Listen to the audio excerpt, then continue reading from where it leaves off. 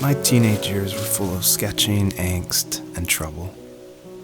I wasn't popular or unpopular. Maybe just forgettable.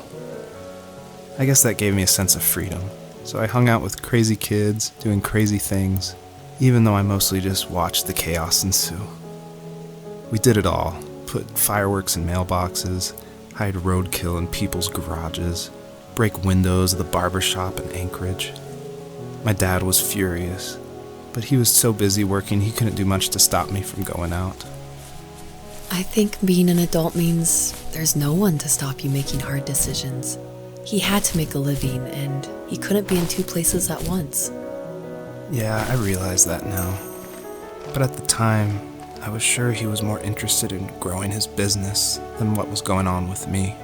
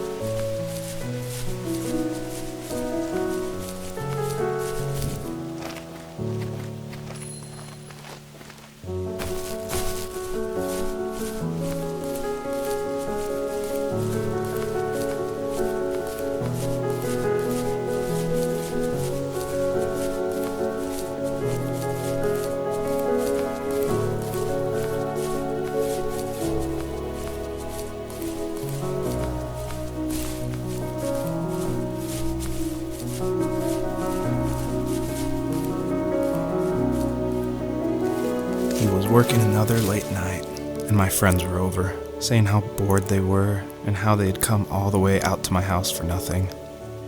One of them mentioned how that old, ugly beyond belief truck was still in the garage, and how we should take it for a spin.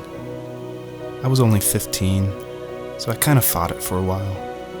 The next thing I knew, we were careening around the mountain path, rocks spitting onto the sides of the cliff, while my dad's cringeworthy bluegrass blared out the speakers. I drove while my friends were in the back of that yellow and purple truck, throwing beer bottles and trash at anything remotely interesting. Felt like I was soaring in the air with borrowed wings. But all good things have endings. A cop outside of Eagle River pulled us over after he saw us in a bottle rocket into someone's yard. What followed was a long night of talking to disappointed adults and feeling smaller than ever.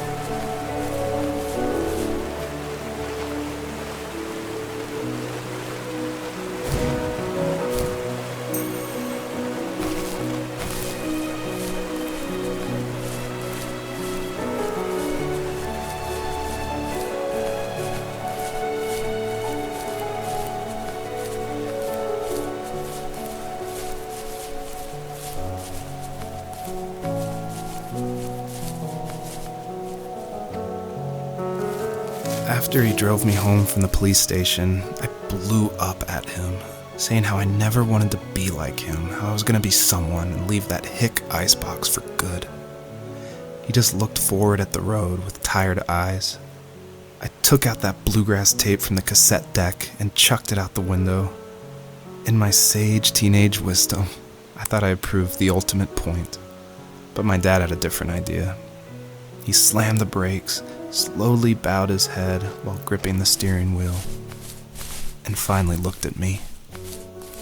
All he said, like it was a polite request, was, "Make this right." I sat there in silence, fuming, but I eventually got out and combed every square inch of the woods, muttering profanity after profanity. I found it 30 minutes later, near a small waterfall off the road. I went back to the truck, put the wet tape back in, and sure enough it worked. We didn't speak another word to each other the rest of the night. Wow, I knew you were a crazy teenager, but... It's hard to believe, isn't it? It surprises me too. It's like I didn't really know who that kid was back then. I bet my dad thought the same thing over and over. It's almost like he was saying, "Make this right," to himself, more than to me.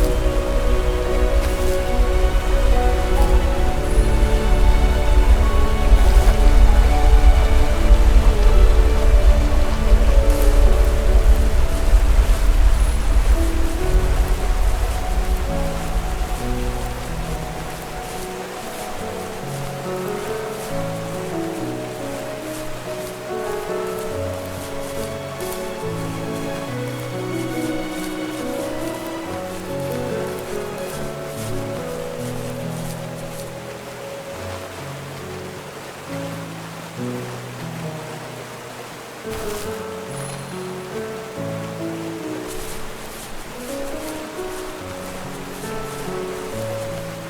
friends would laugh about that night and talk about how crazy it was, and I laughed along, pretending it didn't bother me. But it did. I imagined my friends growing old in the bush, unable to find that thrill in those godforsaken ice fields. It's like those mountains were a literal wall, keeping me from leaving, where all I would have to look forward to are lumber yards and evening beers. I had to climb over. That was my only goal for a long time.